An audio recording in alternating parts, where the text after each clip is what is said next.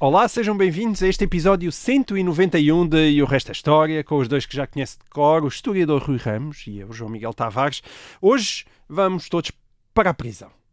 Simbolicamente, assim, vamos para a prisão como no Monopólio, é mais precisamente para a prisão de Guantánamo. A prisão de Guantánamo foi um nome que ouvimos vezes sem conta após os atentados de 11 de setembro de 2001, a prisão americana de alta segurança, onde iam sendo colocados num limbo legal, aliás, bastante problemático, os suspeitos de terrorismo capturados pelo exército americano.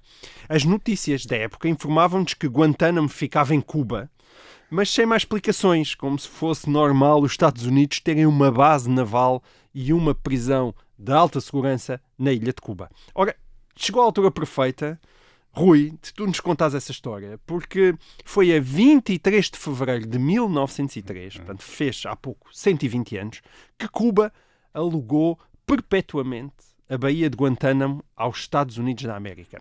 É claro que desde que Fidel Castro subiu ao poder, essa parte da ilha começou a ser regularmente reclamada pelo governo cubano, mas nem os americanos saíram da base, nem os cubanos tentaram entrar à força, o que é curioso, porque nem sequer aconteceu isso durante a crise dos mísseis de Cuba, de que, aliás, já falámos neste programa. Ora, o aluguer do espaço, note-se, fica muito em conta, é um ótimo negócio para os Estados Unidos. Guantánamo tem cerca de 116 km quadrados, ainda é grandito, 116 km quadrados, e os Estados Unidos enviam anualmente um cheque de 4.085 dólares. Eu fiz o câmbio, 3.825 euros ao governo cubano. Esse cheque, depois o governo cubano recusa-se a levantá-lo desde 1959. E estive a fazer as contas, atenção, que isto, um montante congelado, vai ali em 245 mil euros. Ora até ao bem. momento. Não dá para muito. Rui, como é que os Estados Unidos da América ficaram na posse de 116 km quadrados da ilha de Cuba pelo preço de aluguer de um bom apartamento em Lisboa? E como é que os americanos têm conseguido permanecer numa ilha comunista ao longo de todos estes anos? E com a renda congelada, aparentemente. Com as rendas congeladas. E a senhoria não levanta a renda. E o senhorio ainda não vai levantar o cheque. Excelente negócio. Como é que os Estados Unidos ficaram na posse deste terreno, desta base em Guantánamo? Bem, primeiro, basicamente expulsando a Espanha da ilha de Cuba. Em 1898, portanto, no fim do século XIX, Cuba ainda era uma colónia espanhola. Era a única grande possessão do Império Espanhol que restava. O Império Espanhol tinha-se perdido na América, o Império Espanhol tinha-se perdido no princípio do século XIX, tinha ficado a ilha de Cuba. Era uma colónia importante. A ilha é grande, muito uma indústria de açúcar tinha sido bastante próspera no século XIX, tinha cerca de 1,5 milhão de habitantes, em 1890. Se nós pensarmos que Espanha tinha, nesta altura, fim do século XIX, cerca de 17,5 milhões de habitantes. Isso quer dizer que Cuba tinha mais ou menos o equivalente de 10% da população de Espanha, a ilha de Cuba. Portanto, era um território muito importante. E a questão, porque é que ainda era uma colónia no fim do século XIX? Por duas razões. A primeira... E tu dizes isso porque já não havia muitas colónias na América. Esta era a última grande colónia na América. Todas as colónias espanholas se tinham tornado... Enfim, o Canadá era um domínio, já não era uma colónia, um domínio britânico. Caso o Canadá, olha, aqui que tu falas nisso, o Canadá também é uma boa pergunta. Nunca falámos aqui do Canadá, mas também é um belo tema. Não, ainda não falámos, vamos falar um dia destes. Mas porquê é que Cuba ainda é uma colónia? Bem, duas razões. A primeira razão, pensar que 60% da população de que falei aqui no fim do século XIX ou é negra ou mulata, isto é, descendente de escravos. Nos meados do século XIX a ilha tinha 500 mil de escravos empregados nas plantações de açúcar. E em grande medida os crioulos, e crioulos aqui tem o sentido de... descendentes de europeus, é o sentido que tem na América Espanhola. Um crioulo é um descendente de um europeu nascido na América. Portanto, os descendentes de europeus nascidos na ilha de Cuba... E depois formavam as elites locais. A elite local que durante muito tempo não foram tentados por movimentos de independência como aqueles que ocorreram no continente, na América, em grande medida porque tinha um exemplo, que era o exemplo da ilha do Haiti, da parte francesa da ilha que é chamado o Haiti, ou até a República de São Domingos, e essa parte, no fim do século XIX, aqui, portanto, a colónia francesa, que hoje em dia tem o nome de Haiti, há uma revolta, também uma revolta mais ou menos independentista de senhores de plantações, que dá origem depois a uma revolta de escravos, e os escravos acabam por tomar conta do Haiti no fim do século XIX, princípio do século XX. E isso talvez tenha sido um precedente que tenha levado estes senhores de plantações, estes crioulos cubanos, que seriam os protagonistas prováveis de um movimento independentista, a terem cautela numa ilha que também é uma ilha de escravos, basicamente, em que uma grande parte da população é escravos. Isto é, a não iniciarem um processo de ruptura de ordem que pudesse levar a uma agitação entre os escravos e uma revolta de escravos. E, portanto, a ilha aguentou-se durante muito tempo. Essa é uma das razões. A outra razão é porque as autoridades espanholas, isto é, a Espanha está muito empenhada em manter Cuba. Sim. Economicamente muito relevante. E é importante também, é o último resto do Império. E reparem, ao contrário das outras potências europeias, a Espanha não está envolvida na corrida à África. Portanto, não, ao contrário da França, da Inglaterra, de Portugal, da Espanha, da Bélgica, não está a tentar... Neste fim do século XIX, a Espanha não está na corrida colonial em África. Tem a Ilha de Cuba. Aliás, a Ilha de Cuba vale mais do que qualquer colónia europeia em África nesta altura, quer dizer, muito mais, quer dizer, não tem comparação. A Ilha de Cuba tem um rendimento, todas as possessões portuguesas no fim do século XIX juntas não têm uma fração do rendimento da Ilha de Cuba. Isto é, a Cuba é uma ilha rica. Já não estás a contar com o Brasil, que já é independente. Não estamos a contar só no fim do século XIX as possessões portuguesas. Portanto, já na segunda metade do século XIX há movimentos independentistas em Cuba, vindos precisamente protagonizados por esta população crioula, e a Espanha reage fortemente. Só para dar uma ideia, nos anos 1870 a Espanha chega a ter um exército de 200 mil homens em Cuba, quer dizer, por uma população de 1,5 milhão, quer dizer, uma coisa enorme, quer dizer, um exército enorme de ocupação para se garantir contra um movimento, contra a separação.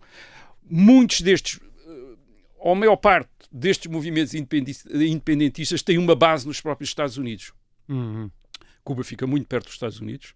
Os Estados Unidos sempre tiveram grandes preconceitos contra a presença europeia nas Américas, desde 1822. Tem aquela doutrina Monroe de não admitir a intervenção de potências europeias nas Américas. Portanto, a ilha de Cuba é algo que os incomoda. Incomoda-os depois também quando a escravatura se continua em Cuba depois de ter acabado nos Estados Unidos. Incomoda-os depois a maneira como a Espanha tenta manter a ordem, criando campos de concentração. Parece que aparentemente terá sido dos primeiros campos de concentração no mundo, terão sido em Cuba, criados pelas autoridades espanholas para os rebeldes, isto é, os independentistas.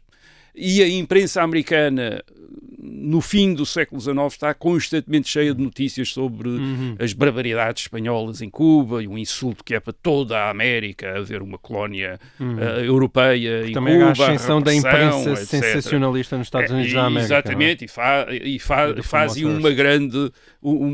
grandes campanhas à volta de Cuba. E em 1898, no meio de uma destas campanhas, da imprensa zangada com aquilo que os Estados Unidos estão a fazer em Cuba, com aquilo que os espanhóis estão a fazer em Cuba, os Estados Unidos arranjam um pretexto para uma guerra com a Espanha, clamando que um barco americano tinha sido atacado no Porto de Havana, exigem que a Espanha... Mas estás a dizer que é um pretexto porque o barco não foi atacado? Ou porque não bem, era... alguma coisa aconteceu ao barco, o barco explodiu, não, foi grave, quer dizer, mas as origens disso ficaram sempre, nunca se percebeu bem como. Portanto, os Estados Unidos exigem que a Espanha retire de Cuba, Espanha não retira, tenta fazer frente aos Estados Unidos com as suas forças navais. Essas forças navais espanholas são destruídas, quer nas Caraíbas, quer no Pacífico, em batalhas navais em que a Armada Americana destrói completamente as forças navais porque no final espanholas. do século XIX já estavam desequilibradas o desequilíbrio era enorme, entre Espanha e Estados Unidos da América. Já nem tinha comparação, quer dizer, era um pigmeu contra um gigante, quer dizer, uma coisa patética já. E ao fim de 4 meses, a guerra durou 4 meses, entre abril e agosto de 1898, acaba com os Estados Unidos a ocupar Cuba, Porto Rico. É aí que ficam com Porto Rico, as Filipinas e a ilha de Guam. Portanto, isto é basicamente... ficam com o império... Não era mundial, mas é uma guerra no Atlântico, no Pacífico. O que acontece aqui é que os Estados Unidos ficam com o Império Espanhol todo. Ficam com ocupam todas as colónias espanholas, menos aquele Sarau Ocidental e a Guiné, quer dizer, as coisas na Guiné, mas ocupam tudo. E isto, curiosamente, corresponde a um padrão já. Isto é, os Estados Unidos, na prática, já eram os herdeiros do Império Espanhol por várias maneiras, ou violentamente ou através de compras. Em 1821 tinham comprado a Flórida à Espanha, portanto já havia um padrão aqui de os Estados Unidos ficarem, e aliás mesmo colónias, antigas colónias espanholas que se tinham tornado independentes, uma parte também foram anexadas, como o México, como no caso do México, que perde imensos territórios para os Estados Unidos. Portanto, os Estados Unidos estão a expandir-se, digamos, para sul e em termos marítimos, à custa daquilo que era o Império Espanhol nas Américas e no Pacífico, no caso das Filipinas. O que é que acontece em 1898? Portanto, os Estados Unidos ocupam e depois conseguem que a Espanha lhes venda Porto Rico, Guam e as ilhas das Filipinas. As Filipinas foram vendidas aos Estados Unidos pela Espanha? Cuba passa a ser um protetorado dos Estados Unidos. E são os Estados Unidos, em 1902, que, como potência protetora da ilha de Cuba, concedem a independência a Cuba. Portanto, são os Estados Unidos que dão a independência a Cuba. E a Constituição cubana reconhece aos Estados Unidos, ainda já como Cuba já como Estado independente, reconhece aos Estados Unidos o direito de supervisionar as finanças do Estado. Portanto, os Estados Unidos têm direito de supervisionar as finanças do Estado cubano e as suas relações externas. Portanto, os Estados Unidos continuam um regime de protetorado, basicamente. E o tratado dá também, e este é que é o ponto, um tratado depois que os Estados Unidos fazem com Cuba, dá também aos Estados Unidos o direito de alugar perpetuamente terra na ilha de Cuba para uma base naval com o objetivo de defender a independência de Cuba. Portanto, Guantánamo inicialmente começa como uma base americana para defender Cuba contra eventuais Ou seja, a base externas. de Guantánamo basicamente é contemporânea da independência de Cuba. Exatamente. Aliás, a ligação entre os Estados Unidos e Cuba continua intensa. Em 1906 o governo cubano entra em colapso, enfim, há problemas políticos lá em Cuba, e os Estados Unidos ocupam outra vez a ilha, militarmente, instauram um governo militar até 1909. Portanto, isto é, volta a ser governada basicamente pelos Estados Unidos. Portanto, a origem da base é esta. Guantánamo é um sinal do envolvimento dos Estados Unidos no processo de independência de Cuba e da presença que os Estados Unidos garantiram depois em Cuba para as suas forças navais, que supostamente iriam ser utilizadas eventualmente para defender Cuba contra agressões. Mas e depois aparece na década de 50 Fidel Castro e a verdade é que os Estados Unidos continuam em Guantánamo. Como é que isso a partir de 1959, com um regime hostil durante tanto tempo? Sim, o ditador, o Fidel Castro, embora alinhado com a União Soviética, basicamente ele não quer arriscar um confronto direto com os Estados Unidos. Isto é, ele contesta aos Estados Unidos, tem uma retórica anti-americana, mas não quer arriscar um confronto direto com os Estados Unidos a propósito de Guantánamo. Isto é uma tentativa de ocupar Guantánamo. Portanto, o que é que ele faz? E os Estados Unidos também nunca cedem a base, e os Estados Unidos também não cedem. Então, tem o tratado, tem o direito de lá estar, portanto, há um direito internacional de lá estar, quer dizer, e, portanto, continuam. E, portanto, o que é que Fidel faz? Fidel não aceita os pagamentos, e faz aquilo, uma espécie de muro de berlinos trópicos, que inicialmente é com cactos, quer dizer, portanto um muro espinhoso, quer dizer, e depois com uma terra de ninguém cheia de minas, 55 mil minas, quer dizer, ainda hoje. Sim, para impedir, os americanos entretanto eram minas cubanas e minas americanas. Os americanos acho que aparentemente tiraram as minas deles, mas ainda há. Curiosamente, durante algum tempo, portanto, a base é grande, tinha não apenas instalações de manutenção de navios, depósitos de combustível e essas coisas todas, reparações, e depois empregava bastante gente, bastantes cubanos. Cubanos, não. Mas na curiosamente, os cubanos que já eram empregados na base de Guantánamo continuaram a ser empregados na base de Guantánamo. O que os Estados Unidos não puderam fazer foi empregar novos trabalhadores. Portanto, aparentemente terá sido, acho que é recente, enfim, uma data recente que os últimos 2 trabalhadores cubanos se reformaram e a partir daí, portanto, agora já não há trabalhadores cubanos, mas é uma base grande, tem cerca de 8.500 marinheiros americanos e mais uns milhares de trabalhadores filipinos e jamaicanos lá, e incluindo, portanto, essa prisão onde durante bastante tempo, até hoje, aliás, foram prisioneiros, combatentes inimigos, quer dizer, isto é, capturados no Afeganistão, no Iraque, que foram levados, internados lá. Não é como... Portanto, eles estão numa situação que não são nem prisioneiros de guerra, nem detidos pela justiça americana. Portanto, também não são prisioneiros de guerra, também não estão abrangidos pela Convenção de Genebra. Portanto, são combatentes inimigos que estão ali detidos, e isto foi feito para evitar os processos judiciais nos Estados Unidos, uma vez que os tribunais americanos não têm jurisdição sobre Cuba, e portanto criaram ali a possibilidade de manter ali uma série de inimigos identificados como prisioneiros, enfim, como prisioneiros, mas num estado jurídico extremamente ambíguo. Muito bem. O nosso tempo desta primeira parte já não é muito, mas ainda temos tempo para lançar uma segunda pergunta. E esta é uma história comovente e trágica, de enorme coragem, de dedicação a uma causa e sobretudo, de disposição para morrer por ela. Há 80 anos, no dia 22 de fevereiro de 1943, a jovem alemã Sophie Scholl foi executada em Munique pelo regime nazi. Ela tinha apenas 21 anos. E hoje é uma heroína na Alemanha, a prova de que mesmo durante a tenebrosa vigência do nacionalsocialismo e em plena Segunda Guerra Mundial, houve quem tentasse resistir a Hitler a partir de dentro, a partir da Alemanha. Sophie Scholl, na aparência, não fez muito. Ela limitou-se a distribuir panfletos anti-guerra na Universidade de Munique, em nome de um grupo não violento que se auto-intitulava Rosa Branca. A 18 de fevereiro de 1943, ela foi capturada em flagrante a distribuir os panfletos na universidade, foi condenada por alta traição 4 dias depois, a 22 de fevereiro, juntamente com o seu irmão, e ambos foram mortos por guilhotina nesse mesmo dia. Rui, quem foi Sophie Scholl e porquê é que estamos a falar dela 80 anos após a sua morte? Como é que, na verdade, ela se tornou um símbolo da praticamente inexistente resistência alemã ao nazismo? Em si, essa falta de resistência é também não diria um mistério, mas que merece explicação. Merece que falemos disso. Bem, Sophie Scholl era uma estudante de filosofia na Universidade de Munique, no sul da Alemanha, onde o seu irmão, Hans Scholl, que também foi executado com ela, era estudante de medicina. Imagino que alguns dos nossos ouvintes conheçam a história pelo filme Sophie Scholl, Os Últimos Dias, é um filme de 2005 do realizador Mark Rothmund.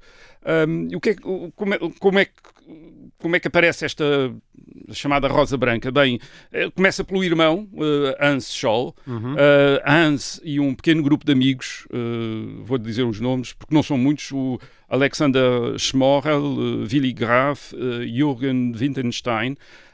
Eles também são estudantes, são colegas de Hans Scholl na Universidade de Munique. Eles iniciam em junho de 1942 atividades clandestinas de oposição pacífica à ditadura nazi. É este grupo inicial que se junta à irmã de Hans, Sophie Scholl. Mais tarde vão se juntar também um outro estudante, o Christoph Probst, que vai ser executado com Sophie Scholl e com o Hans Scholl, e um professor de música da Universidade de Munique, mais velho, portanto, já não, Kurt Huber, e basicamente o que eles fazem é distribuir pelo correio e em cabines telefónicas panfletos. Redigem um total de seis panfletos a criticar a ditadura nazi. Isto terá tido eles terão conseguido reproduzir cerca de 20 mil cópias, quer dizer, que distribuíam, e os panfletos contra a ditadura nazi eram assinados por esta entidade Rosa Branca, que de facto eram apenas eles. Portanto, meia dúzia de panfletos e meia dúzia de ativistas. Meia dúzia de estudantes universitários, com algum apoio. Havia depois outras pessoas que também os ajudaram, outros estudantes, aliás, também os ajudaram. E eles denunciam, aí uma das coisas que eles denunciam, penso que no segundo panfleto, se não estou em erro, é, por exemplo, o massacre de judeus na Polónia. Portanto, este em 1942, eles falam de 300 mil judeus que teriam sido massacrados na Polónia. De facto, os números eram muito maiores do que eles imaginavam, do que eles tinham calculado, mas, portanto, esta é a atividade deles entre o verão de 1942 e o princípio de 1943. Sim. Acho que o interesse é responder a esta pergunta: como é que 6 estudantes universitários que se limitaram a fazer 6 panfletos chegaram até aos dias de hoje e ao mesmo tempo são um símbolo da resistência, e isto parece tão pouco. O facto de ser tão pouco em si muito significativo. Foi muito, e vamos ver porquê. Bem, vamos começar talvez por duas questões prévias. Isto é, o que é que estes 5 miúdos, vamos chamar de miúdos, tinham 21 anos, 22, 23, era a idade deles, o que é que eles esperavam alcançar, qual é que era o objetivo, e de onde é que vinham, isto é, de onde é que vinham estas convicções que os levaram a atuar. Eles sabiam que aquilo era perigoso, não é? Bem, incrivelmente perigoso, em plena guerra, eles arriscavam-se, aliás, como lhes aconteceu, a ser acusados de traição. E a traição era a pena de morte. Quer dizer, portanto, aquilo eram atividades de traição, não era apenas de oposição ao regime, era traição, isto é, em plena guerra eles estão a criticar o governo alemão e a maneira como Hitler estava a conduzir a guerra, e além de criticar e de atacar o regime, a ditadura em si. Mas onde é que vinham estas convicções e este ativismo? Bem, o Hans Scholl, a Sophie Scholl, tinham nos anos 30, como muitos das pessoas da idade deles, participado em organizações de juventude do próprio movimento nazi. Portanto, o Hans Scholl tinha sido da juventude hitleriana, a Sophie Scholl também. Porquê? Em grande medida porque estas organizações de juventude nazis tentaram ser uma continuação dos movimentos de juventude alemães desde o fim do século XIX, que é uma espécie de escotismo, quer dizer, de marchas, acampamentos nas florestas, etc. Portanto, tem um grande impacto na Alemanha este tipo de atividade. Portanto, os nazis aparecem e captam uma parte desta juventude, portanto, envolvem também os irmãos Scholl, naturalmente.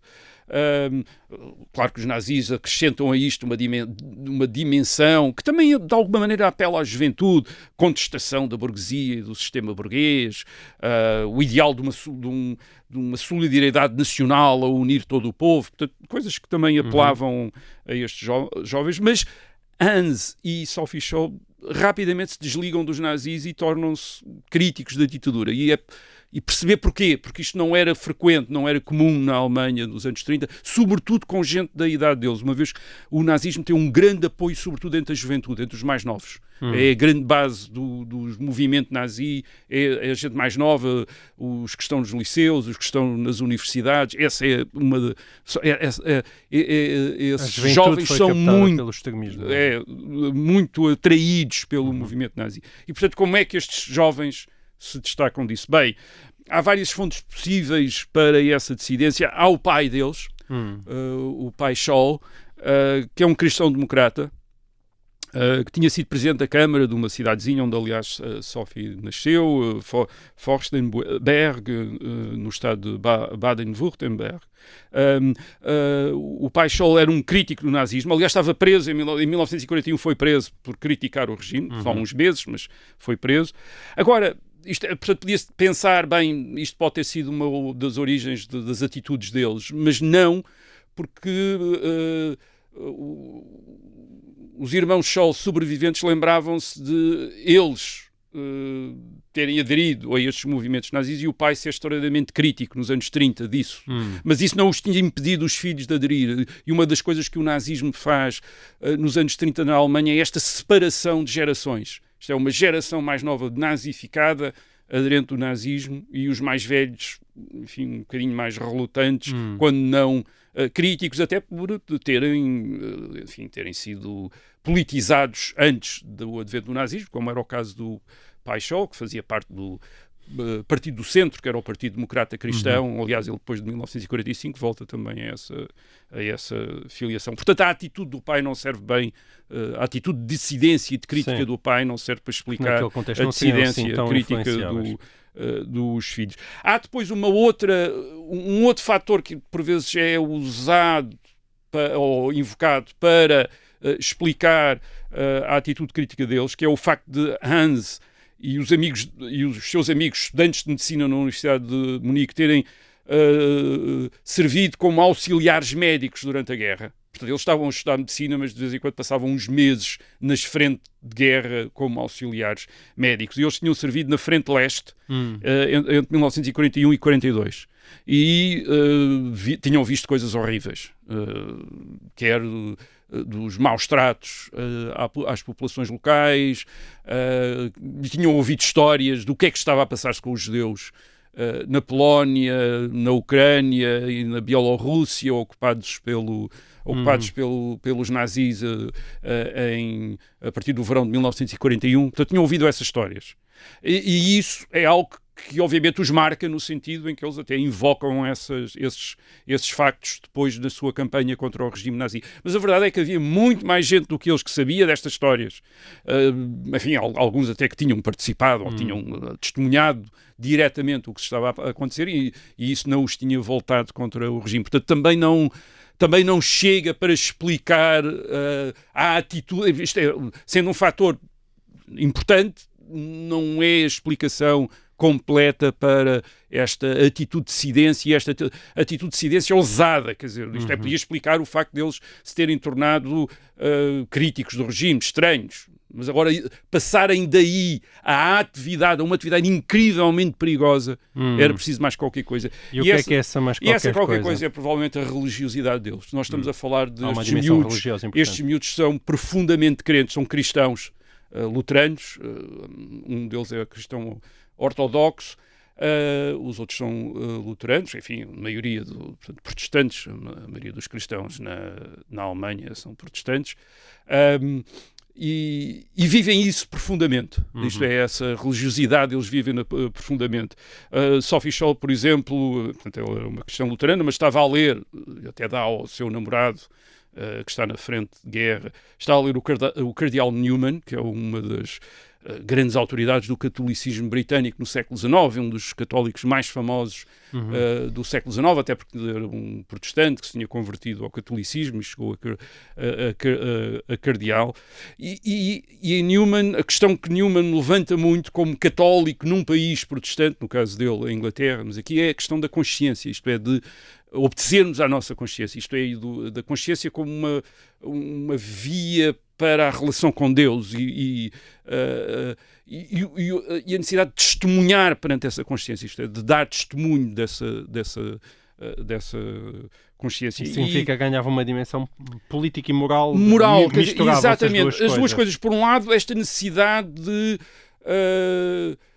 digamos, tomar consciência do que está a acontecer, isto é, e corresponder aos seus, de alguma maneira adequar a maneira como olhamos para o mundo de acordo com de acordo com os valores cristãos, e portanto olhar como um cristão. Isso por um lado, e o outro lado, dar testemunho disso. E dar testemunho é precisamente fazer algo. Isto é e se for preciso dar a vida por isso. É o mártir, isto é, nós às vezes esquecemos, o mártir quer dizer testemunho, testemunhar. O martírio é um testemunho. Isto é testemunhar, é dar um testemunho de fé, é provar eu estou aqui. E isso é algo que se percebe na correspondência e aqueles que tiveram conversas com Sophie Scholl, que era algo que era um motivo de reflexão dela. Isto é, dar esse testemunho, fazer alguma coisa. Fazer alguma coisa. Isto é, não está, isto é, ela sentia-se na obrigação moral perante a sua consciência de fazer alguma coisa. Portanto, a atitude deles não é apenas política, não é daqueles que, por terem outras preferências, ou serem liberais, ou sociais-democratas, ou uma coisa qualquer, estarem contra o regime nazi, é de cristãos que acham que têm de testemunhar contra aquilo que eles veem como uma barbaridade, como um horror. Portanto, a atitude deles é muito religiosa, é muito moral, e isso leva-os também a outra coisa, que é desprezarem um bocadinho os métodos de organização dos grupos exclusivamente políticos. Isto é, os grupos exclusivamente políticos fazem uma certa economia do esforço para não correrem grandes riscos. Ora, eles... Acho que uma parte da pulsão que os leva a esta propaganda é precisamente o correr o risco. Isto é, eles estão dispostos a sacrificar-se. Faz parte daquilo que eles pretendem fazer, correrem esse risco, sacrificarem-se. Aliás, é assim que se explica como é que eles são presos. Eles tinham conseguido distribuir os panfletos discretamente, mas em fevereiro de 1943, a 18 de fevereiro, na Universidade de Munique, eles vão distribuir panfletos na Universidade de Munique, e a Sophie atira os panfletos do alto da galeria para o átrio principal da entrada da Universidade. Portanto, ela atira os panfletos. Não é? É identificada por um porteiro que chama imediatamente a polícia, eles são presos. E porquê é que ela faz isso? Quer dizer, parece um impulso, mas corresponde basicamente à ideia de um sacrifício, isto é, de testemunhar, de dar um testemunho. Quer dizer, isto é, só para ter a ideia tão importante como isto é, portanto, a Sophie Scholl está interessada, embora seja uma cristã luterana, está interessada nitidamente no catolicismo e neste autor católico que é o cardeal Newman. Há um amigo deles, que é o Christoph Probst, está também nesse processo, e uma das coisas que o Christoph Probst faz, também é um estudante de medicina, é o autor, aliás, de um 7º panfleto, pouco antes de ser executado, ele pede para ser batizado católico. Quer dizer, é a última vontade dele. Quer dizer, portanto, aquilo é tão importante para ele que naquele último, quer dizer, quer morrer como católico. Quer dizer, naquele momento é a coisa que lhe ocorre, é pedir para ser católico. Portanto, eles são miúdos. E a Sophie Scholl aparentemente até nem era uma pessoa assim muito... Era uma rapariga assim mais ou menos pequenina, e portanto ainda devia parecer mais novinha do que os 21 anos, de tal maneira que a polícia inicialmente não acredita que a Rosa Branca sejam eles. E, portanto, eles julgam que a Rosa Branca é uma grande organização clandestina que está a espalhar os panfletos, e não acreditam que são meia dúzia de miúdos. Isso significa que a Rosa Branca preocupava a polícia? Sim, porque eles julgavam que era uma resistência, quer dizer, uma organização de resistência, talvez sustentada pelos aliados, ou uma coisa qualquer assim, dentro da Alemanha, e depois não acreditam que são aqueles miúdos que têm ali à frente, quer dizer, uns amigos, quer dizer, um pequenininho grupo de amigos que conseguiu fazer isso. Agora, o que é que eles pretendem? Quer dizer, eles estão a dirigir-se a uma sociedade em que provavelmente os entusiastas pelo nazismo talvez não sejam a maioria. Há um jornalista alemão exilado, que é o Sebastian Hafner, que está exilado na Grã-Bretanha, que publica em 1940 um livro sobre a Alemanha, e o Sebastian Hafner calcula, diz provavelmente não mais do que 20% da população alemã está com o regime mesmo, quer dizer, está entusiasmado pelo regime, e diz a maior parte deles são os jovens.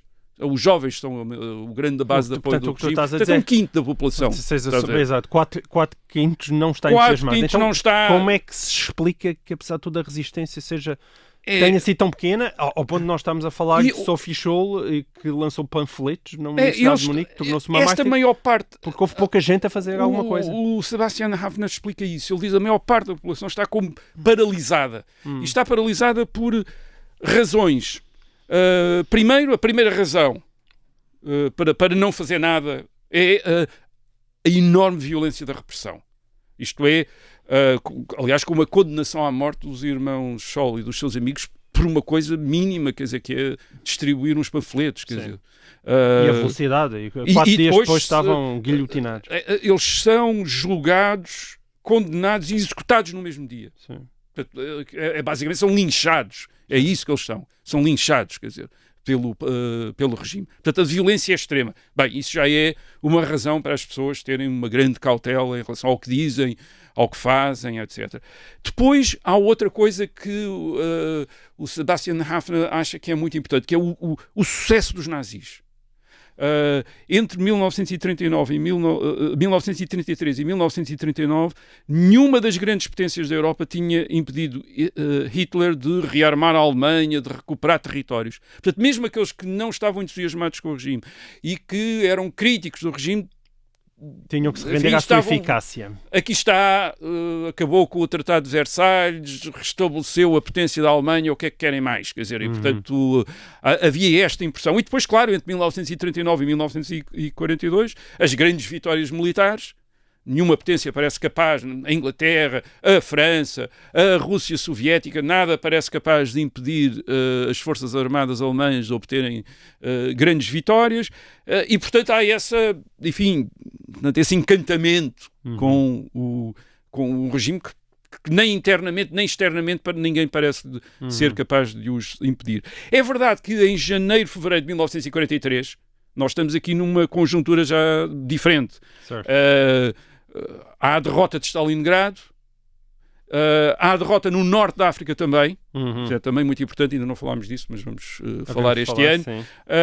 E portanto a Alemanha de Hitler neste momento já não parece capaz de ganhar a guerra. Mas aqui entra uma terceira coisa, que o Sebastian Haffner em 1940 ainda não podia dar como um facto, mas já estava de alguma maneira a prever, que é a sensação de muitos alemães de que a derrota de Hitler seria a destruição total da Alemanha. E, portanto, para defender a Alemanha é preciso estar com... É preciso defender o regime, na prática. Isto é, do que os aliados seriam implacáveis contra a Alemanha. Portanto, que haveria da parte quer da ditadura de Stalin, quer da parte dos aliados, haveria retaliações contra a Alemanha e, portanto... haveria razão para estar com. Nós já falamos disso aqui, a propósito da resistência em Berlim, mesmo até ao fim. Não há alternativa à luta. Não há alternativa. Ou seja, mas reparem, estas três razões que eu dei são todas razões. É tudo racional, é muito racional. E portanto, aquilo que. E é essa racionalidade que leva quer à colaboração com o regime, quer à passividade, isto é, a não fazer nada. E, portanto, é essa a atitude da maioria. E é preciso, o que é necessário para romper isto? É necessário mesmo uma grande convicção moral. Isto é uma grande pulsão moral para alguém ir para além daquilo que é racional, para se opor ao regime. E é isso que estes miúdos têm. Quer dizer, que os irmãos Scholl e os seus amigos têm. É esta grande convicção moral e aquilo que eles esperam suscitar. E suscitar também com o exemplo da sua audácia, do seu sacrifício, é o despertar a consciência moral da Alemanha. Isto é, e torná-la prioritária em relação a todas as razões que levam uns a aceitar e outros a colaborar com o nazismo. E é isso que Sophie diz no julgamento, quando lhe explica porque é que faz isso. Alguém tem de fazer alguma coisa. Portanto, ela diz, alguém tinha de fazer alguma coisa. E é isso que terá dito a uma companheira de cela, outra prisioneira, que ela terá dito, e isto é a minha paráfrase, como é que podemos esperar que o bem triunfe se ninguém está disposto a morrer por isso? E, portanto, ela está disposta a morrer por isso. Aliás, há um dos outros membros da Rosa Branca, que é executado mais tarde, que é o Alexander Schmorell, que era um cristão ortodoxo. Ele diz, as suas últimas palavras são: cumpri a minha missão na Terra, nada mais tenho a fazer aqui. Portanto, isto é de uma certa... É muito profundo a convicção religiosa deles. Quer dizer, a convicção religiosa deles que os leva a este ato de confronto absolutamente desproporcionado com o regime, uma ditadura que eles obviamente não conseguem abalar, a não ser moralmente. É isso que eles querem fazer. É dizer, aqui está alguém que recusa este regime, recusa as razões da ditadura por um... O que é que eles... Morrel, aliás, foi declarado santo? É santo da Igreja Ortodoxa Russa fora da Rússia. Portanto, é uma Igreja Ortodoxa Russa fora da Rússia, que é constituída pelos imigrados e exilados russos depois de 1917. É uma figura. E portanto ele tornou-se um santo. Isto foi reconhecido como santo por essa... Ele era portanto, ele era descendente de alemães, mas tinha nascido na Rússia e, portanto, falava russo, era a sua primeira língua, mas estava na Alemanha, portanto era alemão, mas não tinha nascido. E a história da Scholl soube-se logo? Sim, logo em 1943, a Royal Air Force, portanto, a Força Aérea Britânica, distribui um dos panfletos por via aérea, portanto, distribuiu milhões, aliás, aparentemente milhões de panfletos, que eles atribuíam aos estudantes de Munique. Portanto, esta história torna-se conhecida. E depois, quer dizer, depois da guerra, quer dizer, o que é que acontece, o que é que lhes acontece? Bem, eles tornam-se um símbolo de que a Alemanha de Hitler, mesmo durante a ditadura nazi, não era a única Alemanha. Portanto, depois de 1949, na República Federal da Alemanha, no pós-guerra, o grande símbolo dessa resistência alemã contra o nazismo era o conde de Stauffenberg, o Klaus von Stauffenberg, colocou a bomba, não é? Os militares autores do atentado não conseguiu matar Hitler. 20 de julho de 1944.